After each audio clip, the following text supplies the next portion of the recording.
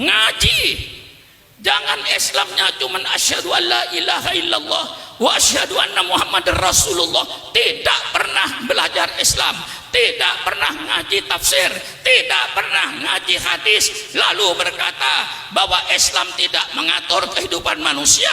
Itu keluarlah dari pemikiran orang-orang yang bodoh Islam. Paham? Mengatur ekonomi, mengatur ekonomi supaya pelaku ekonomi bermoral, yang dagang berakhlak, yang buka industri berakhlak. Ini tujuannya mengapa Islam bicara ekonomi, supaya pelaku ekonominya bermoral, berakhlak. Innama bu'itsu liutammima makarimal akhlak. Paham? Mengapa Islam bicara politik? Intinya, kata kuncinya satu, innama bu'itsu liutammima makarimal akhlak. Mengapa Islam bicara politik? Islam bicara politik supaya pelaku politik bermoral, berakhlak. Sebagai seorang pemimpin, apa kewajibannya terhadap rakyatnya? Hai pemimpin-pemimpin, jangan kau berpikir apa yang akan saya ambil dari rakyat, tapi pemimpin, berpikirlah apa yang akan kau berikan kepada rakyatnya itu. Kalau kau selalu berpikir apa yang saya ambil dari rakyat, ya gampang, naikkan semua pajak. Maka pemerintah bukan berpikir apa yang saya ambil dari rakyat, tapi pemerintah berpikir apa yang harus saya berikan kepada rakyat. Bagaimana? Bagaimana? Ngotot lagi saya ini, dipancing Habib Hanif tadi itu. Lah ini Islam. Siapa bilang Islam tidak bicara politik? Yang melarang kiai bicara politik, yang melarang ulama bicara politik di masjid-masjid, di masjid taklim adalah Belanda. Sekali lagi, yang melarang kiai bicara politik, bicara soal negara, itu Belanda. Mengapa Belanda melarang kiai bicara politik? Karena Belanda ingin menjajah Indonesia sampai kiamat. Maka Belanda melarang. Banyak kitab-kitab dulu Kiai Maskur, mantan Menteri Agama, cerita kepada saya, banyak kitab-kitab yang dilarang oleh Belanda yang membangkitkan semangat anak muda. Namanya kitab Idotun Nasiin. Ya Kiai, masih ingat kitab Idotun Nasiin? Kitab Idotun Nasiin ini membangkitkan generasi muda. Kitabnya sekarang masih ada. Itu oleh Belanda dilarang. Kitab-kitab yang berbau politik, Ahkamus Sultaniyah dilarang. Baik yang disusun Imam Mawardi maupun yang disusun Imam Abu Ya'la. Tidak boleh bicara soal politik. Itu yang melarang Belanda. Yang melarang Belanda. Kalau sekarang ada tokoh di Indonesia melarang kiai bicara politik, berarti itu sisa-sisa. Tolong berhadapan dengan Syukron Makmun. Mari kita duduk di atas meja dengan damai, dengan sejuk, sambil minum kopi. Betul?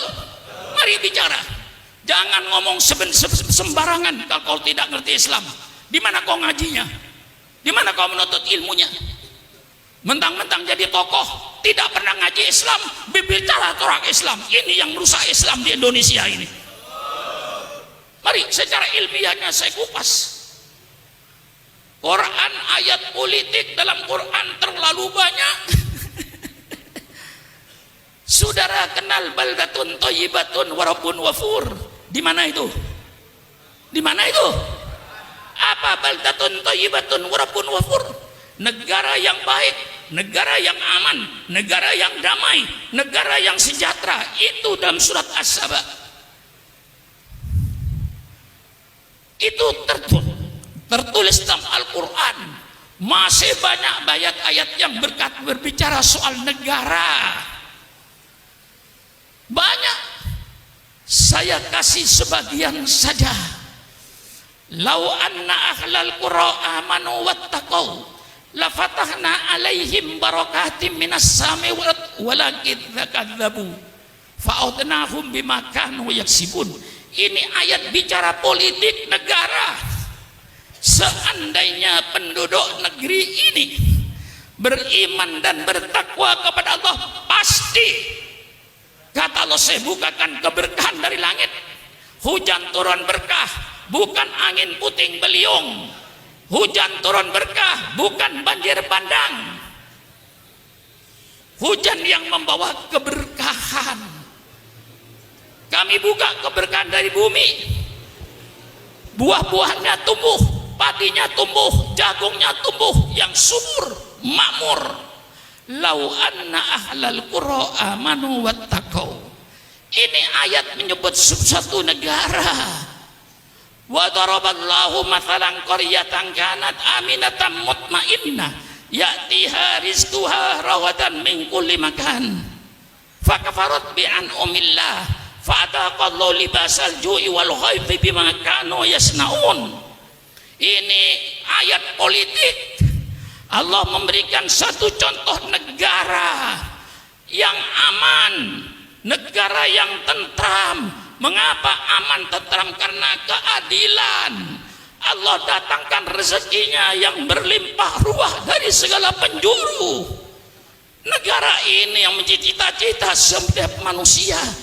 Negara seperti di Quran ini yang diharapkan oleh semua manusia. Tapi apa yang terjadi? Fakafarat bi an'amillah. Mereka lalu ingkar kepada nikmat Allah. Allah tukar. Fa'adaqahul libasal ju'i wal khawfi bima kanu yasnaun. Allah tukar rezeki yang berlimpah ruah dengan kelaparan. Berapa banyaknya bangsa ini sedang lapar hari ini. Subhanallah, subhanallah. Allah tukar keamanan dan ketenangan dengan kegelisahan. Lihat sekarang ini di Irian, di mana-mana tempat. Subhanallah, subhanallah. Allah bicara negara, malah Allah menceritakan lagi bagaimana Allah cara menghancurkan suatu negara. Ini terperinci dalam Al-Quran. Dalam Al-Quran terperinci. Idza aradna an nulika qaryatan amarna mutrafiha fafasaku fiha faqa alahil qawlu fadammarnaha tadmira. Kalau Allah ingin menghancurkan suatu negara, apa yang Allah jadikan? Allah perintahkan orang-orang yang bergelimang dalam kenikmatan untuk taat kepada Allah, tapi mereka tidak taat kepada Allah. Orang-orang kayanya yang bergelimang dengan kenikmatan itu, mereka main perempuan, main judi, mabuk-mabukan segala larangan Allah. Itulah Allah hancurkan negeri itu. Kalau ini sudah terjadi, ada yang membaca tafsir itu bukan amarna, dibaca amarna. Kalau Allah ingin menghancurkan suatu negara, maka Allah jadikan pemimpin negaranya itu orang-orang yang bergelimang dalam kemewahan. Karena mereka sudah bergelimang dalam kemewahan, dengan makan duit rakyat, dia lupa kepada rakyatnya. Dia kerjakan kedoliman, dia kerjakan ketidakadilan. Disitulah Allah hancurkan negeri itu. Bagaimana? Ini nyumbang atau menduskan Habib Hamid aja saya ini. Ya karena saya orang tua, maka diletakkan belakang itu benar itu. Persilakan Kiai bicara segala macam, bicara bebas. Syukur Mamun suruh terakhir mesti nyambung. Kayak asli pidato, saya belakangan nyambung. Setiap Kiai pidato, saya belakangan nyambung. Tinggal nerusin aja. Maklum umurnya 81 tahun. Ya bicara 8 apa? Saya ini pidato Habib Hanif sudah 53 tahun. Saya pidato sejak zaman Bung Karno. Saya sudah pidato melawan Bung Karno. Mestinya orang Betawi itu secara psikologisnya sudah bosan melihat saya. Mestinya bosan Anda. Masa lihat muka saya 53 tahun? Mendengar suara saya mulai saudara di ibtidaiyah, mulai di sanawiyah, sampai sekarang jadi kiai.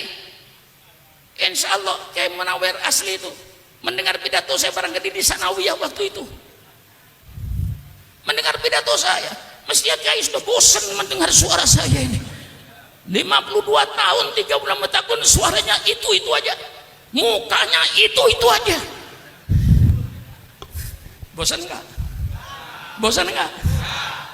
Mengapa tidak bosan? Saya memberikan ini bahwa Islam itu bicara politik. Belanda yang melarang kiai bicara politik, maka saatnya para ulama, saatnya para habaib untuk bicara politik.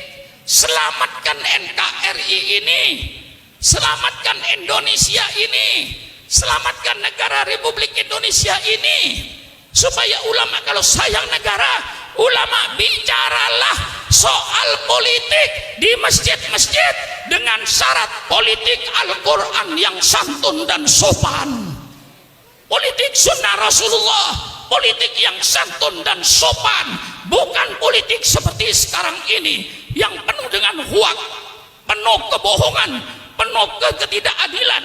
Mari kita bikin politik yang sopan, politik yang santun, kembali politik yang sopan, politiknya Al-Qur'an.